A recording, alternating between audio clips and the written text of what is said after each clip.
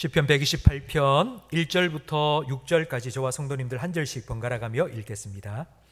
여호와를 경외하며 그의 길을 걷는 자마다 복이 있도다. 내가 내 손이 수고한 대로 먹을 것이라. 내가 복되고 형통하리로다. 내 집 안방에 있는 내 아내는 결실한 포도나무 같으며 내 식탁에 둘러앉은 자식들은 어린 감람나무 같으리로다. 여호와를 경외하는 자는 이같이 복을 얻으리로다. 여호와께서 시온에서 내게 복을 주실지어다. 너는 평생에 예루살렘의 번영을 보며 내 자식의 자식을 볼지어다. 이스라엘에게 평강이 있을지로다. 아멘. 모든 사람은 행복하기 원합니다. 불행하게 살고 싶은 사람은 없습니다. 모두 다 행복하기 위하여 열심히 살아갑니다. 그런데 행복이 무엇일까요?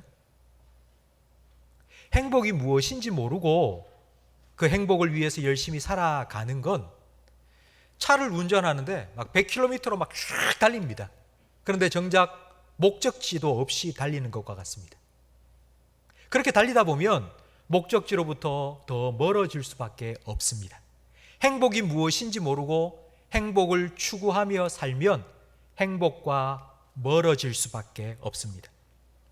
오늘 우리가 함께 읽은 시편 128편 1절은 어떻게 하면 행복이라는 목적지에 도달할 수 있는지를 가르쳐 줍니다. 우리 1절 말씀을 함께 읽겠습니다. 여호와를 경외하며 그의 길을 걷는 자마다 복이 있도다. 아멘. 경외한다는 말은 무겁게 여긴다는 뜻입니다. 반대말은 가벼이 여기는 것입니다. 사람을 가볍게 여긴다는 말은 무시한다는 뜻입니다. 하나님을 경외한다는 건 하나님의 말씀을 귀담아 듣고 그 말씀에 순종하여 하나님이 인도하시는 길을 걸어가는 것입니다. 요즘 차를 타면 제일 먼저 하는 것이 내비게이션을 켜는 것입니다. 늘 가는 익숙한 길이지만 내비게이션을 켜놓아야지 안심되고 편안합니다. 사람들이 내비게이션의 안내를 따라 안전하게 목적지에 도달하는 것처럼 하나님의 말씀, 하나님의 인도를 따라가면 우리는 안전하게 행복에 도달할 수 있습니다. 성경은 복을 두 가지로 말합니다. 저를 한번 따라 하시기 바랍니다. 바라크, 아쉐르. 바라크는 하나님께서 우리에게 주시는 복입니다. 하나님은 복 주시는 분입니다. 창세기 1장에 보면 하나님께서 사람을 창조하시고 제일 먼저 하신 일이 복 주신 일이었습니다. 창세기 1장 26절, 27절, 28절 말씀에 보면 하나님께서 하나님의 형상대로 사람을 창조하셨습니다. 그리고 남자와 여자를 창조하시고 하나님이 그들에게 제일 먼저 복 주셨습니다. 사람을 창조하시고 하나님이 제일 먼저 복 주셨습니다. 구약에는 축복이라고 말하는데 신약 성경에는 은혜라고 말합니다. 그러니까 하나님께서 복 주신다, 이걸 우리 신약 시대에는 하나님께서 은혜 주신다. 그러니까 하나님께서 복 주셔서 복 받았다, 이걸 우리는 요즘 은혜 받았다라고 표현합니다. 복의 근원 되신 하나님, 은혜가 풍성하신 하나님, 같은 하나님입니다. 하나님께서 주시는 복을 바라크라고 한다면 그 하나님 주시는 복을 받아서 누리는 것을 아쉐르라고 합니다. 바로 오늘 1절 말씀에 나온 복이 있다는 이 단어가 아쉐르입니다. 시편 1편에 보면 복 있는 사람은 이라고 되어 있습니다. 바로 그 복 있는 사람이 바로 아쉐르인데, 다르게 표현하면 행복한 사람은 하나님 주신 복을 받아서 누리는 행복한 사람은 이라는 의미입니다. 그 행복한 사람이 누구인지 1절은 이렇게 말합니다. 하나님을 경외하고 하나님의 말씀을 귀담아 듣고 그 말씀에 따라 하나님의 길을 걸어가면 복이 있다고 말합니다. 하나님을 경외하면 하나님께서 주시는 복을 받아서 그 복을 누리는 행복한 삶을 살 수 있는데, 저는 오늘 시편 128편 말씀을 통해서 하나님 주시는 축복이 무엇이고 그 복을 받아 누리는 행복이 어떠한 것인지를 함께 살펴보기를 원합니다. 그런데 오늘 이 말씀이 왜 중요한가 하면 세상 사람들의 복의 기준이 우리와 다르기 때문입니다. 세상 사람들은 외모가 잘생기고 돈을 많이 벌면 복 받았다고 말합니다. 그것이 그들의 복의 기준입니다. 돈을 많이 벌었다, 성공했다, 좋은 직장을 얻었다, 그게 다 성공했다, 이게 다 복 받았다는 의미로 세상 사람들은 사용합니다. 만약 우리가 하나님께서 주시는 복이 무엇인지 모르고 그 복을 받아 누리는 행복이 무엇인지를 모른다면 우리는 세상 사람들과 똑같이 그들이 원하는 복에 휩쓸려 살아갈 수밖에 없습니다. 하나님 주시는 복이 무엇인지 알아야지 우리는 참된 행복을 누릴 수 있습니다. 먼저 우리 2절 말씀을 함께 읽어보겠습니다. 내가 내 손이 수고한 대로 먹을 것이라. 내가 복되고 형통하리로다. 아멘. 수고하는 것, 그리고 수고한 대로 먹는 것이 복입니다. 수고한다는 건 일한다는 뜻입니다. 하나님께서 첫 번째 우리에게 약속하신 복, 바로 일터에서 일하면서 누리는 행복입니다. 성도 여러분, 금방 우리가 2절 말씀을 읽었는데요, 수고한 대로 먹는 것이 복이다 라는 이 말씀에 여러분 동의하십니까? 하나님의 말씀에 동의하냐 안 하냐, 이 목사가 이런 걸 묻는다는 것이 옳지 않습니다. 근데 제가 왜 이 질문을 던지느냐 하면 요즘 사람들은 이 말에 동의하지 않습니다. 수고한 만큼 먹는 게 복이라고 생각하지 않습니다. 수고하지 않아도, 일하지 않아도, 손가락 까딱하지 않고도 내가 1억을 벌었어, 2억을 벌었어, 그게 복이라고 생각합니다. 초등학생들에게 장래 희망이 무엇이냐고 물으면 건물주라고 합니다. 빌딩 하나 주인 되어서 1층 세주고 2층 세주고 3층 세주고, 그래서 매달 월세 받으면서 아무것도 안 하고 놀고 먹는 게 꿈이라고 말합니다. 물론 이런 것도 복이라고 할 수 있습니다. 그러나 하나님께서 우리에게 복 주실 때에 이런 방법을 사용하지 않습니다. 왜냐하면 하나님은 사람을 창조하실 때 일하도록 만드셨기 때문입니다. 하나님께 사람을 창조하시고 복 주셨습니다. 생육하고 번성해라, 정복하고 다스려라, 일해라. 영국의 리처드 백스터 목사님께서는 이렇게 말씀하셨습니다. 건강이 허락하는 한 끊임없이 일하도록 우리는 창조되었다. 노동은 의무요, 노동하지 않는 게으름은 죄다. 아무것도 하지 않는 게으름은 자기 자신을 마귀의 유혹 속에 던지는 것과 같다. 건강하다면 일해야 되고 건강하기 위해서 일해야 한다. 일하지 않으면 몸도 마음도 병든다. 일은 하나님께서 우리에게 주신 의무요, 이를 통해 하나님은 우리에게 복 주신다. 이것이 창조의 원리이고 사람을 만드신 원리이고 사람이 살아가는 원리입니다. 그런데 죄가 세상에 들어왔습니다. 죄는 하나님이 만드신 원리를 어그러뜨렸습니다. 죄가 들어온 결과 수고한 만큼 얻어야 되는데 그렇지 않습니다. 수고는 했는데 열매가 맺히는 것이 아니라 엉겅퀴와 가시덤불이 솟아나기 시작했습니다. 죄의 결과는 일이 저주가 된 것이 아닙니다. 여전히 일은 복된 것입니다. 그러나 일을 해도 그만큼 결과가 주어지지 않는 것이 죄의 결과입니다. 요즘 우리가 살아가는 세상을 한번 보십시오. 사람들의 욕심, 사람들의 범죄로 인하여서 우리가 수고한 것이 한순간에 사라지기도 합니다.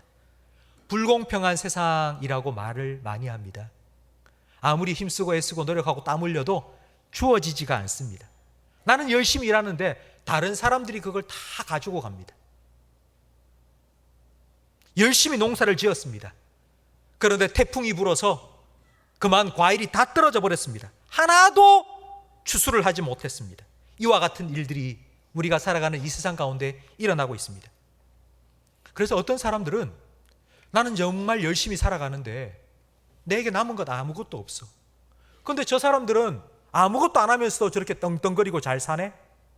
그 사람들에 대한 원망과 복수심을 가지고 그 사람들이 누리는 행복을 빼앗으려고 하는 사람들이 점점 많아지고 있습니다. 지금 그와 같은 일들이, 그와 같은 범죄들이 지금 계속 일어나고 있지 않습니까? 바로 이런 악순환이 지금 우리 세상 가운데는 일어나고 있습니다. 이런 세상 속에서 수고한 만큼 얻어서 수고한 만큼 먹고 사는 것, 그것이 바로 하나님 주신 축복입니다. 2절 말씀 마지막에 보면 내가 내 손이 수고한 대로 먹을 것이라 내가 복되고 형통하리로다. 이게 바로 형통입니다. 여러분, 아무것도 안 하고 손가락 까딱하지 않고 1억을 벌였다, 2억을 벌었다, 이게 형통이 아닙니다. 형통이 아니라 오히려 그거는 망하는 길이 될 수 있습니다. 성경이 말하는 형통은 수고한 대로 얻고 수고한 만큼 먹는 것입니다. 이것이 형통이요, 이것이 행복입니다. 하나님께서 주신 일을 통해 행복을 누린다는 건 단순히 먹는 것, 입는 것, 이걸 채우는 정도가 아닙니다. 수고해서 우리가 얻을 수 있는 건 소득만이 아닙니다. 돈만이 아닙니다. 우리가 수고해서 얻는 건 의미, 기쁨, 보람도 있습니다. 내가 일한다는 것은 나를 필요로 하는 곳이 있다는 의미입니다. 아마 이 자리에 계신 분들 중에는 여성분들이 많으신데요. 나는 직장 아니는데요, 나는 가정주부인데요 하는 분 계신데, 여러분 가정일을 생각해 보십시오. 가정일이라는 게 아무리 해도 표시가 잘 안 납니다. 그런데 언제 표시가 나나요?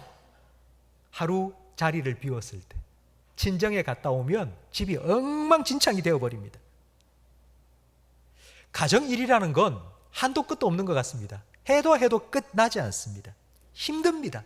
아무리 힘들게 수고해도 누구 하나 알아주지 않습니다. 월급을 주는 것도 아닙니다. 그런데도 가정일을 계속하는 이유가, 집안일을 계속하는 이유가 무엇입니까? 내가 그렇게 수고하기 때문에 우리 가족들이 행복하게 살기 때문입니다. 그 일을 함에 보람을 느끼고 의미가 있기 때문에 힘들지만 계속 해나갈 수 있습니다. 우리는 우리가 하는 일을 통해서 내 존재 이유를 깨닫습니다. 의미가 있고 보람이 있습니다. 그런데 어느 순간 이 의미를 잃어버릴 때가 있습니다. 내가 이렇게 열심히 했는데 나 이제 헛수고했다, 정말 헛수고했다, 무의미하다라고 느낄 때가 있습니다. 그러면 그 순간 아무것도 할 수가 없습니다. 맥이 탁 풀리고 정말 아무것도 하기 싫어집니다. 솔로몬은 전도서를 썼습니다. 근데 전도서 1장부터 계속해서 나오는 말이 헛되고 헛되니 모든 것이 헛되다. 여러분, 헛되다는 말이 무의미하다는 것입니다. 솔로몬은 정말 많은 돈을 벌었습니다. 세계 최고의 부자가 되었습니다. 소득은 많았습니다. 그런데 왜 헛되다고 할까요? 의미가 없는 겁니다. 돈은 많아도 의미, 보람, 기쁨 없습니다. 그러니 헛될 수밖에 없습니다. 성도 여러분, 하나님께서 이를 통해 우리에게 주시는 축복은 돈을 많이 버는 것, 그것도 물론 복입니다. 그러나 그것 못지않게 그 일을 통해서 의미를 느끼고 보람을 찾고 기쁨을 누리는 것, 바로 그것이 하나님께서 우리에게 주시는 축복이고 그것을 깨닫는 것이 행복이라는 것을 믿으시기 바랍니다. 성도 여러분, 여러분이 지금 하고 있는 일을 생각해 보십시오. 여러분, 어떤 일을 하고 있습니까? 가정주부는 집안일, 직장에 나가서 직장일. 하나님께서 왜 여러분에게 그 일을 주셨습니까? 그게 하나님의 뜻이기 때문입니다. 그 일을 주셨다면 그 일을 감당해낼 수 있도록 지혜도 건강도 주십니다. 그리고 그 일을 통해서 여러분 먹고 살 수 있도록 필요한 물질도 내가 생각할 때는 넉넉지 못하다 할지라도 그래도 삼시세끼 먹으며 살 수 있도록 하나님께 수고한 만큼 우리에게 주시지 않습니까? 이것이 바로 행복입니다.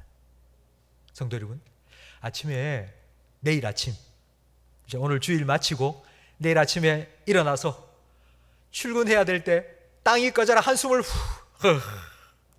여러분, 이러면 직장이 지옥이 됩니다. 여러분, 직장이 지옥이 되지 않기를 바랍니다. 하나님이 주신 축복이 되기를 바랍니다. 그곳에 가서 일하는 것이 행복이 되기를 주님의 이름으로 축원합니다. 하나님께서 주신 축복입니다. 일하면서 아이고 헛되다, 힘들어 죽겠다 가 아니라 하나님 감사합니다. 하나님께서도 이렇게 또 나에게 일 주셨네요. 일할 수 있는 건강 주셨네요. 늘 하나님께 감사하면서 여러분 저렇게 행복한 직장생활, 가정생활 하시기를 주님의 이름으로 축원합니다. 이제 일을 마치고 나면 다시 집으로 돌아와야 됩니다. 집에서 쉴 수 있는 사람은 세상에서 가장 행복한 사람입니다. 그렇다면 하나님께서 가정에서는 어떤 행복을 누리게 하실까요? 우리 3절 말씀을 함께 화면을 보면서 읽겠습니다. 내 집 안방에 있는 내 아내는 결실한 포도나무 같으며 내 식탁에 둘러앉은 자식들은 어린 감람나무 같으리로다. 아멘. 먼저 아내는 결실한 포도나무와 같습니다. 포도나무를 보셨습니까? 여러분, 포도나무를 한번 여러분 머릿속에 떠올려 보십시오. 포도나무는 볼품 없습니다. 포도꽃을 본 적이 있습니까? 포도꽃 보신 분 한번 손 들어 보세요. 제가 일부 예배 때도 똑같은 질문을 드렸는데 아무도 손을 들지 않더라고요. 포도도 꽃이 핍니다. 그런데 포도꽃을 본 사람이 없습니다. 왜냐하면 허드러지게 예쁘게 핀, 화려하게 핀 벚꽃처럼 그런 꽃을 피우지 않기 때문입니다. 포도나무는 볼품도 없고 화려하지도 않고 아름답지도 않습니다. 그런데 아내가 그 포도나무와 같다는 겁니다. 우리 몇몇 분들이 고개를 끄덕끄덕 하시는데 위험합니다. 포도나무는 왜 아름다울까요? 열매 때문입니다. 포도나무가 가장 아름다울 때는 포도 열매가 주렁주렁 달려 있을 때입니다. 아내가 결실한 포도나무와 같다는 이 말은 아내 때문에 가정에 기쁨의 열매, 위로의 열매, 평안의 열매가 많이 맺히기 때문입니다. 그런데 여러분, 포도 열매가 어떻게 맺히는가요? 가만히 있으면 포도 열매가 저절로 맺힙니까? 거름도 주고 가지치기도 해주고 포도 열매가 맺히면 그 열매를 종이로 다 감싸서 벌레가 먹지 않도록 그렇게 해주기 때문에 포도가 맺힙니다. 그런 수고, 그런 손이 가야지만이 열매가 열립니다. 그런데 포도나무에 열매가 맺히지 않는다고 몽둥이를 가지고 가가지고 그 포도나무를 때려 보십시오. 그럼 나무가 상할 뿐입니다. 오히려 더 나무가 시들지 열매를 맺을 수가 없습니다. 더 사랑해주고 더 보살펴주고 더 아껴줘야지 열매 맺을 수 있습니다. 베드로전서 3장 7절 말씀을 함께 읽겠습니다. 남편들아, 이와 같이 지식을 따라 너희 아내와 동거하고 그를 더 연약한 그릇이요 또 생명의 은혜를 함께 이어받을 자로 알아 귀히 여기라. 아멘. 아내는 하나님께서 주신 축복을 담을 수 있는 그릇으로 우리에게 주신 사람입니다. 그런데 그 그릇이 연약합니다. 뚝 잘못 건드리면 금방 금이 쫙 가버립니다. 그래서 더 귀히 여기라고, 더 아끼라고, 그래야지 하나님 주신 생명의 은혜, 그 축복을 담아 가정 안에서 행복을 누릴 수 있습니다. 다음으로 하나님께서는 행복한 가정에 자녀는 어린 감람나무와 같다고 말씀하십니다. 성경에 3대 식물이 나오는데요. 그러니까 이스라엘 땅에 흔한 세 가지 식물이 있습니다. 무화과나무, 포도나무, 그리고 감람나무입니다. 이 세 가지 식물들 중에 가장 크게 자라는 나무가 바로 감람나무입니다. 감람나무는 평균 한 3m 정도 됩니다. 그러니까 한 이만큼 정도 자랍니다. 그리고 좀 더 시간이 지나면 한 10m가량, 교회 천정까지 닿을 정도로 큰 나무가 되기도 합니다. 이 큰 나무가 되기까지 성장하는 것 더딥니다. 감람나무를 심으면 뿌리가 내리고 그 사이에 정착하기까지가 한 10년 정도 걸리고요. 그리고 처음 그 감람, 올리브 열매가 맺힐 때까지는 한 15년 정도가 걸린다고 합니다. 그리고 이제 제대로 된 수확을, 올리브 열매를 따기까지는 한 최소한 20년 정도 걸려야지 열매를 딸 수 있다고 합니다. 이렇게 자란 감람나무는 버릴 것이 없습니다. 감람 열매, 올리브 열매는 식용으로 쓰기도 하고 그리고 기름을 짜기도 합니다. 성경에 보면 하나님께서 성소에 등불을 밝힐 때에 감람류를 사용하라고 했습니다. 그만큼 감람류가 귀한 것입니다. 그리고 솔로몬이 성전을 건축할 때 성전 출입구 문과 지성소 안에 있는 두 그룹 천사상 만들 때에 감람나무를 깎아서 만들고 금으로 입혀서 그룹을 두 개를 만들었습니다. 그러니까 이 감람유와 그리고 감람 목재는 너무너무 귀한 것입니다. 그러니까 흔히 구할 수 없는 것입니다. 아니, 목사님, 감람나무가 흔한 나무라고 하지 않았습니까? 근데 그렇게 흔한 나무에서 나는 감람유와 감람 목재가 왜 그렇게 귀한 것이 되었습니까? 흔해야죠, 그것도. 왜 그럴까요? 아름드리 나무로 감람나무가 자라 풍성한 열매를 맺기까지는 최소한 20년, 30년이 걸립니다. 그런데 사람들이 그때까지 기다리지 못합니다. 지금 당장 필요하니까 한 10년 되어서 조금이라도 뭐 먹을 게 있으면 다 따버립니다. 아이고, 나 집 고쳐야 되는데, 아이고, 이 책상 고쳐야 되는데, 요만큼 자란 나무 쏙 잘라가지고 금방 고쳐버립니다. 그러니 아름드리 나무로 크게 자라서 감람유, 목재 사용하기가 어려운 것입니다. 그만큼 귀한 것이 되어버렸습니다. 여러분, 왜 하나님께서 오늘 본문 3절에 너희 자녀는 어린 감람나무와 같다고 했는지 이해되십니까? 우리는 자녀들을 보면서 이런 마음이 들 때가 참 많이 있습니다. 언제 철들래? 네 나이가 몇이냐? 내일 모레 30이다. 너 이제 40이다. 아직도 그러고 있니? 이런 마음이 들 때가 얼마나 많이 있습니까? 여러분, 더딥니다. 감람나무가 자라는 것 더딥니다. 기다려야 됩니다. 참아야 됩니다. 기다려 주어야 합니다. 기도해 주어야 합니다. 지금은 비록 어린 감람나무와 같지만 그러나 거목으로 자라서 하나님 성소의 등불처럼 그리고 하나님 성소의 기둥처럼 사용되어질 것이라고, 그런 소망을 가지고 우리 자녀를 위하여서 축복하며 기도하며 기다려 주어야 합니다. 이렇게 자녀들이 하나님의 은혜를 힘입어 자라가는 것을 보는 것, 바로 그것이 행복입니다. 오늘 지금까지의 말씀을 들으면서 여러분 중에는 아마 이런 마음을 가진 분들이 계실 겁니다. 그래, 내가 열심히 살아야 되겠다. 일도 열심히 하고 돈도 열심히 벌고 내가 아내를 사랑해야지, 자녀를 잘 가르쳐야지. 혹시 이런 결심을 하시는 분 여러분 중에 계십니까? 내가 좋은 남편이 되어야지, 내가 훌륭한 아버지가 되어야지. 그런 결심을 하신 분이 혹시 여러분 중에 계신다면 그 결심을 내려놓으십시오. 그런 결심 하지 마십시오. 내가 열심히 살아서 우리 가정을 행복하게 만들겠다. 여러분, 그런 생각을 하신다면 그 반대도 생각하셔야 됩니다.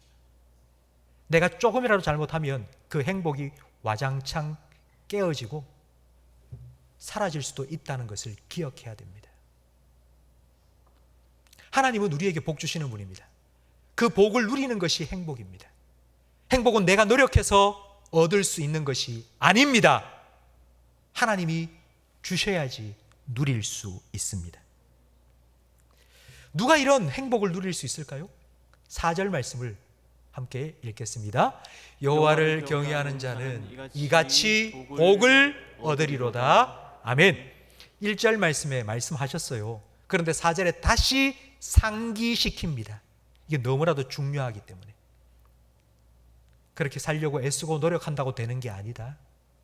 하나님을 경외하면 된다. 그렇다면 하나님을 경외한다는 것이 어떤 의미일까요? 구체적으로 5절 말씀에 하나님을 경외한다는 것이 무엇인지를 가르쳐 줍니다. 함께 5절 말씀을 화면을 보면서 읽겠습니다. 여호와께서 시온에서 내게 복을 주실지어다. 아멘. 시온은 예루살렘 성전이 서 있는 장소의 이름입니다. 성전은 하나님을 예배하는 곳입니다. 하나님을 예배한다는 것이 곧 하나님을 경외하는 것입니다. 하나님을 경외하는 자에게 하나님은 복 주십니다. 하나님을 예배하는 자에게 하나님은 복 주십니다. 시편 128편은 성전에 올라가는 노래입니다. 이스라엘 백성은 1년에 3번 하나님 정하신 절기에 예루살렘 성전에 다 모여서 예배했습니다. 지금처럼 차가 없습니다. 성전까지 걸어서 갑니다. 어떤 사람들은 일주일 동안 걸어서 시온 예루살렘 성전에 갑니다. 그러면 거기서 일주일 동안 예배를 드리고 예배를 마치면 다시 일주일 동안 돌아와 집에 옵니다. 그러면 한 번 올라갈 때마다 3주가 걸립니다. 3주는 37에 20일, 21일입니다. 그걸 1년에 3번 합니다. 63일입니다. 1년에 63일을 하나님을 예배하기 위하여서 씁니다. 하나님을 경외하지 않는 사람은 절대로 이렇게 할 수 없습니다. 하나님을 경외하는 사람은 하나님을 예배합니다.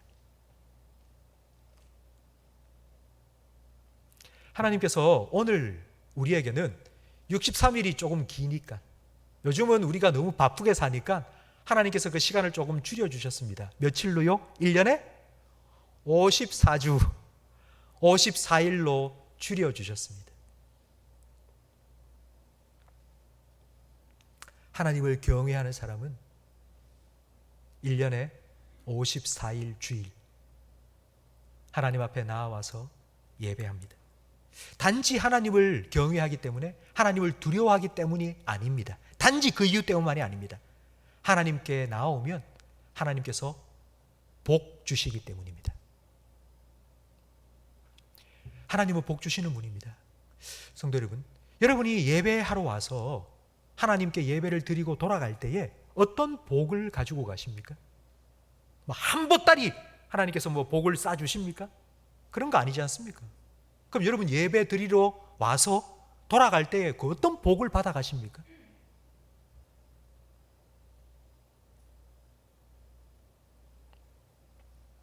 시편 127편 1절과 2절 말씀. 시편 127편은 우리가 지금 살펴보고 있는 128편과 짝을 이루는 시편입니다. 하나로 떼어 놓을 수가 없고 둘이 한 쌍입니다. 시편 127편 우리 1절 2절을 함께 읽어 보겠는데요. 예배하는 자에게 하나님께서 어떤 복을 주시는지를 생각하면서 읽어 보겠습니다. 함께 읽겠습니다. 여호와께서 집을 세우지 아니하시면 세우는 자의 수고가 헛되며 여호와께서 성을 지키지 아니하시면 파수꾼의 깨어 있음이 헛되도다. 너희가 일찍이 일어나고 늦게 누우며 수고의 떡을 먹음이 헛되도다. 그러므로 여호와께서 그의 사랑하시는 자에게는 잠을 주시는 도다. 아멘. 하나님을 예배하는 사람, 하나님을 경외하는 사람, 그 사람은 하나님을 내 삶의 주인으로 인정하는 사람입니다. 내 가정, 내 일터 하나님께 다 맡긴 거예요. 그러니 하나님께서 평안을 주십니다. 그래서 밤에 잠을 잘 잘 수 있습니다. 이게 행복이고 이게 6절 말씀에 나오는 평강입니다. 교회에 처음 오신 새가족분들이 저한테 이런 말씀을 하십니다. 목사님, 저는 교회에 처음 왔거든요. 생전 처음 왔는데 교회 예배 드리면서 마음이 편해요. 왜 이렇게 마음이 편한지 모르겠어요. 왜 그럴까요? 바로 이것 때문입니다. 하나님이 내 삶의 주인이라는 것을 말씀을 통하여 듣고, 그래, 내가 내 삶의 주인 되어서 내 모든 것 계획하고 내 그렇게 힘들게 살아가는 것이 아니라 하나님께 맡기고 살아가니 하나님 주시는 평안을 누리는 겁니다. 이것이 바로 하나님을 예배하러 나온 성도들에게 하나님께서 주시는 복입니다. 아멘. 예배는 하나님을 내 삶의 주인으로 인정하는 것입니다. 예배는 하나님을 내 마음의 왕좌에 모시는 것입니다. 예배는 하나님, 그 하나님을 내 삶을 다스리는 왕으로 취임식을 하는 시간입니다. 예배는 하나님을 경외하는 자에게 하나님께서 주시는 복을 받는 시간입니다. 교회에서 예배하면서 하나님의 축복을 받는 것이 일주일 동안 가정에서, 일터에서 행복을 누리며 살아가는 출발이고 시작입니다. 성도 여러분, 달력을 보면 달력의 제일 첫 번째, 제일 앞에 나오는 요일이 무슨 요일이죠? 여러분 집에 있는 달력, 아니면 여러분 핸드폰에 있는 달력, 그 달력의 제일 앞에 있는 요일이 무슨 요일이죠? 월요일, 화요일, 수요일? 아닙니다. 일요일, 주일입니다. 왜 달력의 주일부터 시작할까요? 바로 이것 때문이에요. 하나님 예배하고 하나님 주신 복을 받아야지 그 복을 누리며 가정에서, 일터에서 행복하게 살 수 있으니까. 그렇게 살으라고 하나님께서는 일주일을 우리에게 주일부터 예배하며 시작하도록 하신 것입니다. 교회에서 받은 복은 여러분의 가정과 여러분의 일터로 흘러갑니다. 이 복이 그냥 나만 누리고 끝나는 것이 아니라 내 아들, 딸, 그리고 내 손자, 손녀 그 복을 누리며 살아가는 것을 본다면 그거보다 더 큰 행복과 기쁨이 어디 있겠습니까? 6절 말씀에 보면 내 자식의 자식을 볼지어다 라고 축복합니다. 여러분, 내 자식의 자식을 본다, 뭐 오래 산다, 장수한다, 뭐 그런 의미도 있지만요, 내가 누리는 이 복을, 행복을 내 자녀도, 그리고 그 자녀의 자녀인 손자, 손녀도 그 하나님을 믿고 하나님 의지하고 하나님 주신 복을 누리며 행복하게 사는 모습을 보는 거예요. 이와 같은 축복의 계승이 우리 가정에도 일어날 수 있도록 우리 교회에서는 가정예배를 계속하여 강조하고 있습니다. 5월 한 달 동안 가정예배 이벤트도 합니다. 가정예배 드리는 것이 좋은데 가정예배를 드리면 선물도 줍니다.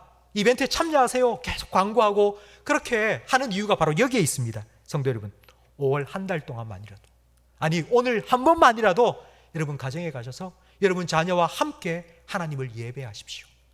하나님께서 너의 삶의 주인 된다고 말씀해 주십시오. 그 하나님 주시는 복을 누리며 행복하게 살자고 이야기해 주십시오. 내가 누리는 이 행복이 그냥 나에게서 끝나는 것이 아니라 나의 자녀, 그리고 나의 손자, 손녀에게까지 이어질 수 있기를, 그와 같은 하나님의 축복의 계승이 여러분의 가정 가운데 일어나기를 주님의 이름으로 축원합니다. 오늘 시편 128편을 통해서 하나님이 주신 축복이 무엇이고 그 축복을 누리며 사는 행복이 어떤 것인지를 살펴보았습니다. 일터에서 일한 만큼, 수고한 만큼, 땀 흘린 만큼 얻는 것이 형통이고 행복입니다. 일을 마치고 집에 돌아와서 편히 쉴 수 있고 밤에 잠을 잘 수 있는 것, 그것이 평강이요 행복입니다. 하나님께서는 여러분에게 이런 행복을 누릴 수 있도록 일도 주셨고 남편과 아내 그리고 자녀도 주셨습니다. 성도 여러분, 일과 가정은 하나님께서 주신 축복입니다. 무거운 짐덩어리가 아니고 어쩔 수 없이 막 짊어지고 가야 될 그런 짐덩어리가 아니고 축복입니다. 저는 이 축복을 여러분이 누리며 행복하게 살기를 간절히 바랍니다. 혹시 오늘 예배하는 성도님들 중에 이 행복을 잃어버린 분이 계십니까? 목사님, 나는 이런 행복이 없어요. 지금 너무 힘들어요. 가정에서도 직장에서도 나 지금 너무 힘들어요. 혹시 그런 분이 계시다면 내가 힘쓰고 있어서 회복하겠다고 생각하지 마시고 오늘 말씀대로 예배를 회복하시기를 바랍니다. 하나님을 인정하세요. 하나님을 경외하세요. 그리고 그 하나님의 길을 따라가세요. 그러면 하나님께서 우리를 위하여 준비해 두신 목적지 행복에 여러분 반드시 도달하게 될 것입니다.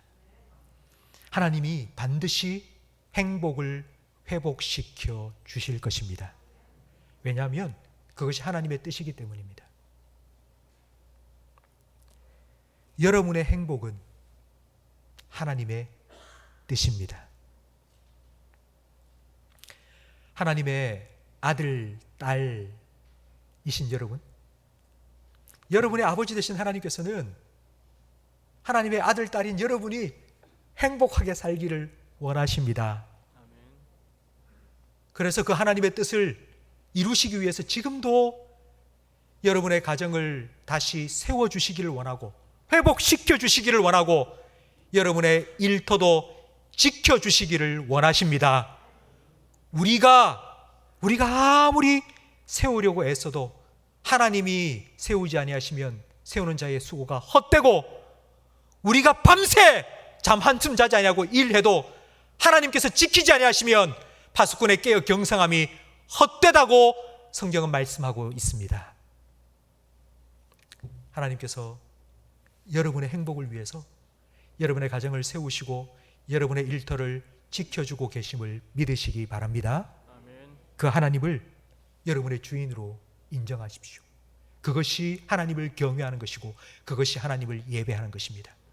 여러분의 가정에서 하나님을 예배하십시오. 내가 주인이 아니라 하나님께서 내 삶의 주인이시고 내 자녀의 주인이시고 내 일터의 주인이심을 여러분 인정하십시오. 하나님을 경외하십시오. 그리고 그 하나님의 길을 따라가십시오. 하나님께서는 반드시 여러분을 그 길의 목적지인 행복으로 인도해 주실 것입니다. 교회에서, 가정에서, 일터에서 하나님 주신 축복 받고 그 축복을 누리는 행복한 하나님의 사람으로 살아가시기를 주님의 이름으로 축복합니다.